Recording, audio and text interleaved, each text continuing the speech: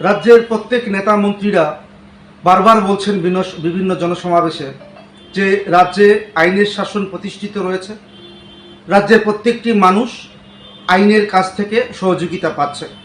কিন্তু একটি ব্যতিক্রমী ঘটনা আজকে আমরা প্রত্যক্ষ করেছি, সেটা হচ্ছে বজরংনগর থানায়। বজরংনগর থানার বিরুদ্ধে অভিযোগ, এক নির্যাতিতা মহিলার কাছ থেকে ওনারা অভিযোগ গ্রহণ করেননি।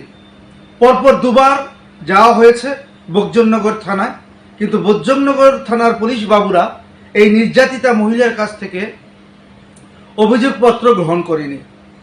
ঘটনা কি হয়েছে সেটা আমি আপনাদের উদ্দেশ্যে তুলে ধরছি, এবং নির্যাতিতা মহিলার কি বক্তব্য রয়েছে সেটাও আমি আপনাদের উদ্দেশ্যে তুলে ধরব। শেখেরকোট তথা কমলাসাগর বিধানসভার নেতাজি সুভাষ কলোনি এলাকায় জালাল মিয়ার মেয়ে রূপচাঁদ বেগম এবং বজরংনগর থানাধীন নূতননগর এলাকার কুদ্দুস মিয়া যিনি রয়েছেন, ওনার সঙ্গে বিয়ে হয় এই রূপচাঁদ বেগমের। বিয়ের পর থেকেই পণের জন্য পরিবারের পক্ষ থেকে নির্যাতন শুরু করা হয়। রূপচাঁদ বেগমের অভিযোগ রয়েছে স্বামীর বিরুদ্ধে, শাশুড়ির বিরুদ্ধে এবং ননদের বিরুদ্ধে।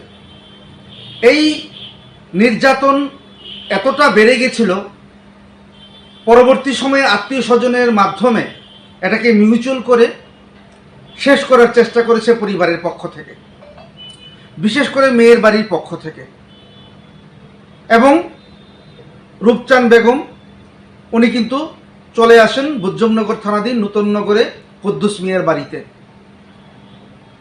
পরবর্তী সময়ে দেখা গেছে যে আবারও তার উপর অকথ্য নির্যাতন চালিয়েছে শাশুড়ি, ননদ এবং কুদ্দুস মিয়া স্বয়ং। পরবর্তী সময়ে রূপচাঁদ বেগম আবার পালিয়ে যাওয়ার চেষ্টা করে। সে সময় রূপচাঁদ বেগমের একটি ছোট্ট মেয়ে রয়েছে, সেই ছোট্ট মেয়েকে নিয়ে সে শেখেরকোটে চলে আসার চেষ্টা করে বাপের বাড়িতে, কিন্তু জোর করে তার মেয়েকে কুদ্দুস মিয়া রেখে দেয় বলে নির্যাতিতা যে রূপচাঁদ বেগম সে অভিযোগ করেছে। সেই বাচ্চাটিকে ছেড়ে সে নিজে চলে যায় তার বাপের বাড়ি শেখেরকোটে। এতটুকু হচ্ছে একটা ঘটনা। পরবর্তী সময়ে রূপচাঁদ বেগম বজরংনগর থানায় যান এবং অভিযোগ দায়ের করার চেষ্টা করেন যে আমার মেয়েকে ফিরিয়ে দেওয়ার ব্যবস্থা করুন এবং আমার যাতে সুষ্ঠু আমি বিচার পাই তার জন্য আপনারা ব্যবস্থা গ্রহণ করুন। কিন্তু দুর্ভাগ্যবশত আমাদের ত্রিপুরা রাজ্যের কালার্সপ্রাপ্ত পুলিশ, যেখানে বজরংনগর থানায় রয়েছে, তারা মহিলার কাছ থেকে অভিযোগপত্রটি গ্রহণ করেননি। রূপচাঁদ বেগম পরবর্তী সময়ে আবার বজরংনগর থানায় যান, আবারও ওনাদেরকে বুঝিয়ে বলার চেষ্টা করেন যে আমাকে বিচার পাইয়ে দেওয়ার জন্য চেষ্টা করুন, আমার মেয়েকে ফিরিয়ে দেওয়ার জন্য ব্যবস্থা করুন। কিন্তু দেখা গেছে তখনও এই রূপচাঁদ বেগমকে বজরংনগর থানার পুলিশ বাবুরা ফিরিয়ে দেন। পরবর্তী সময়ে যে সংবাদ আমরা পেয়েছি যে রূপচাঁদ বেগম এবং রূপচাঁদ বেগমের পরিবারের সদস্যরা ওনারা যান পুলিশের হেডকোয়ার্টারে। সেখানে আইজি আইন শৃঙ্খলা যিনি রয়েছেন সেটাকে ওনারা কিভাবে দেখছেন সেটা লিখিত আকারে এক অভিযোগপত্র এই সদর যে আমাদের পুলিশ হেডকোয়ার্টার রয়েছে সেখানে আইজি যিনি রয়েছেন আইন শৃঙ্খলা দেখছেন ওনার কাছে এই চিঠিটুকু দিয়ে আসেন।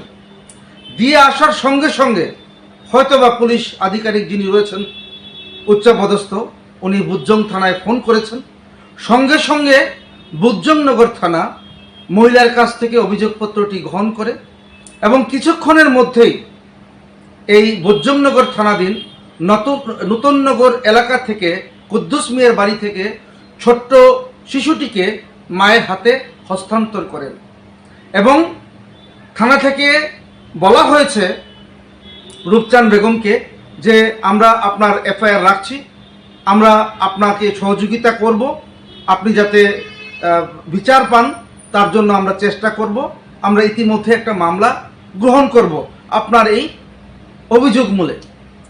তো আপনারা একবার চিন্তা করুন, আজকে রূপচান বেগম হয়তোবা পরিবারের যারা যারা রয়েছেন, শিক্ষিত মানুষরা রয়েছেন বা বোঝার মতো লোক রয়েছেন, ওনারা থাকাতে আজকে রূপচান বেগম পুলিশ সদর দপ্তরে গিয়েছেন। আইজি আইন শৃঙ্খলা যিনি রয়েছেন ওনার সঙ্গে কথা বলেছেন, হয়তোবা চিঠির আকারে বা স্বয়ং গেছেন, ওনারা সবটা বিষয় অবহিত করেছেন। আজকে উনি গেছেন বলে আজকে বজ্রমনগর থানার টনক নড়েছে এবং মহিলার মামলা গ্রহণ করেছে এবং শিশুটিকে হস্তান্তর করেছে রূপচান বেগমের হাতে। এবার আপনারা একবার শুনে নিন যে রূপচান বেগম এই বিষয়টিকে কিভাবে উনি ব্যাখ্যা দিয়েছেন। কিন্তু আমাদের বক্তব্য একটাই থাকবে, রাজ্যের এমন প্রত্যন্ত এলাকায় রয়েছে যারা নির্যাতিত মহিলারা যারা রয়েছেন, তারা থানায় হয়তোবা যাচ্ছেন, কিন্তু তারা কি সঠিকভাবে বিচার পাচ্ছেন? সঠিকভাবে পুলিশ কি তাদের সহযোগিতা করছে? সেটা কিন্তু একটা প্রশ্ন থেকেই যাচ্ছে। আশা করি আপনারা দেখবেন এবং ওনার যে বক্তব্য রয়েছে সেটা আপনারা শুনবেন। আমার হাজবেন্ড, আমার শাশুড়ি, জামাই বাড়ি থেকে যাওয়ার ভিতরে দুদিন পর আয়া এসে আমার সংসার অশান্তি লাগাই দিয়ে যায়। তোমরা বিয়ে হয়েছে কত বছর? বিয়ে হয়েছে স্যার 4.5 বছর। তো বাচ্চা আছে তোমার? একটা বাচ্চা আছে স্যার। কত বছর বাচ্চা? বাচ্চা স্যার 3.5 বছর। ছেলে না মেয়ে? মেয়ে। হ্যাঁ, তারপর কি হয়েছে? স্যার তারপর তো অনেক মারধর করে অনেক কিছু গেছে। তারপর দেশিরা জাগা লয়েছে, টাকা দিতে পারে না, টাকা নাই করতেছে। বাবা বাড়িতে জানতাম, আমার বাবা করতে দিব, বাবা নাই, মা কাছ থেকে খাওয়া যাচ্ছে, দাদু ভেয়া পড়া করে দিয়ে আসে দিয়েছে। তো বাইক কেনার লিগা 20,000 টাকা দিচ্ছে আমার দাদু। তখন জায়গা কেনার লিগা টিয়া করতে দিব। আমার এক বুড়ি স্বর্ণ আছে, এইদিকে বেচা দিয়ে লেখা, এই বেচতে দিলে আমার একটা মায়া আছে। তো তার কইতে দিতাম না, তো ওনার না কারণে অনেক মারধর করছে আমার। মারধর করার পরে আচ্ছা আমি রবিবারে রাত্রে 9টার সময় বাচ্চা লইয়া আয় করতাম মিছি, নিজের মানে আত্মরক্ষার লিগে আয় করতাম মিছি। এরপরে দেশের একজন আয় করতাম মিছি, তখন তার আমি করতো আমার বাচ্চা রাখতে আইসে তার রাখতে ধরুন রবিবারে রাত্রে 9টার সময় বাড়ি গেছি, শেখেরপুর রানীবাজার থেকে বাড়িতে গেছি। বাড়ি যাওয়ার পরে এরপরে বুদ্ধনগর থানাতেছি। থানা তাহলে তারা কইছে এত রাইতে হয়ে গেছে। তোমার স্বামীর বাড়ি কোন জায়গাতে? রানীবাজার রতনগর। আচ্ছা আচ্ছা। তারপরে স্যার এত রাইতে হয়ে গেছে গা, তোমরা যাও কখনো কিছু কথা তো না, সকালে আবার আইসে শেখেরপুর থেকে বুদ্ধনগর। তারা আউনে তারা কোনো কিছু কো না, খালি ফোন করছে, ফোন করে বাচ্চা দেওয়া যাবে, বাচ্চাটা দেওয়া গেছে না। পুলিশ কি কেস লইছিল? না কেস লইছে না, তারা কোনো কপি দিয়েছে প্রথম দিয়েছে। তারপরে খালি কইছে এই আমার হাজবেন্ডের বাড়িতে ফোন করছে, আইসে ঘরে কইছে সন্ধ্যের সময় বাচ্চা নিয়ে দিয়ে দিই। এই বাচ্চা দিছে না, আজকে কয়েকদিন ধরে দৌড়াদৌড়ি করতে বাচ্চা আর আয়। আচ্ছা, পুলিশও আর কেস লইছে না? পুলিশও আর কেস লইছে না, আমরা দরখাস্ত একটা আনছি লিখি তো এই জমা টমা লইছে না। এরপরে স্যার আমাদের পাড়ার তো মেম্বার প্রধান আছে, সবাই আমি জানাইছি। জানানোর পরে স্যার আইসিএম বিচারের লোক কথা কইছে, পাড়ার লোকের প্রধান মেম্বার কথা কোন এখান থেকে বুদ্ধনগর থানাতে আমরা আজকে আবার আইছি। আচ্ছা, পুলিশের আইজির কাছে জানাইছে? হ্যাঁ, পুলিশের আইজির কাছে গিয়ে সেটা জানাইছি।